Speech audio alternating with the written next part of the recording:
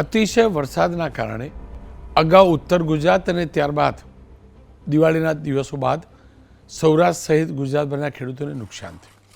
આપણી સરકારે રાહત પેકેજ જાહેર કર્યું. અગાઉ બનાસકાંઠા સહિતના ઉત્તર ગુજરાતના જિલ્લાઓ માટે, ત્યારબાદ તાજેતરમાં જ 10,000 કરોડનું બીજું પેકેજ રાજ્યભર સૌરાષ્ટ્ર સહિત રાજ્યભર માટે કર્યું. અને એ સહાય મેળવવા માટે ઓનલાઈન અરજી કરવાની પ્રક્રિયા ગઈકાલથી શરૂ થઈ છે. પણ આ તમામની વચ્ચે કેટલાક ઠેકાણેથી ફરિયાદ આવે છે સર્વર ડાઉન થવાની. ખેડૂતોનું કહેવું છે કે સર્વર ડાઉન થાય છે. અમરેલી જિલ્લાના સાવરકુંડલા જનસેવા કેન્દ્રથી હાલાકીના દ્રશ્યો આવ્યા છે. જૂનાગઢ જિલ્લામાં પણ આ પ્રકારની ફરિયાદ મળી છે. સર્વર ડાઉન હોવાના કારણે ફોર્મ ભરવાની કામગીરી મંદ ગતિએ ચાલતી હોવાનો ખેડૂતોનો આરોપ છે, જેથી ખેડૂતો લાઈન લગાવવા મજબૂર છે. જે વીસી હોય છે પંચાયતની અંદર, તેમનું કહેવું છે કે રાજ્યભરમાં આખી સિસ્ટમ ધીમી ચાલી રહી છે, એટલે કામ અટવાય છે. વેબસાઇટ ચાલતી નથી. જો સર્વર યોગ્ય રીતે ચાલે તો 5 મિનિટનું જ કામ છે. મારી ફરજ હતી આ સરકારના ધ્યાનમાં લાવવું, કારણ કે આપણો ખેડૂત હેરાન ન થવો જોઈએ.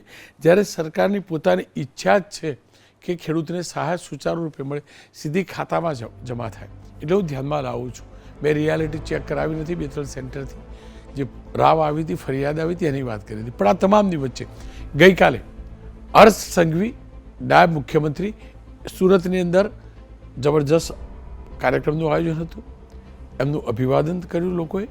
અને એ કાર્યક્રમમાં હર્ષ સંઘવીએ આ જ મુદ્દે સ્પષ્ટતા કરી છે કે ખેડૂતને સહાય પહોંચાડવામાં કોઈ પણ પ્રકારની મુશ્કેલી ના આવી જોઈએ. અધિકારીઓને એમને ચેતવ્યા પણ છે. કાર્યક્રમના અંતમાં એ જોઈ લઈએ. ઉત્તર ગુજરાતની અંદર પૂરના કારણે, વરસાદના કારણે 950 કરોડનું પેકેજ મુખ્યમંત્રીશ્રીએ ડિક્લેર કર્યું છે. અને કોઈ જગ્યા પર ખેડૂતોએ ક્યાંય લાઈનમાં ના ઊભું રહેવું પડે એ પ્રકારની વ્યવસ્થાઓ કરવાની સૂચના આપવામાં આવી છે.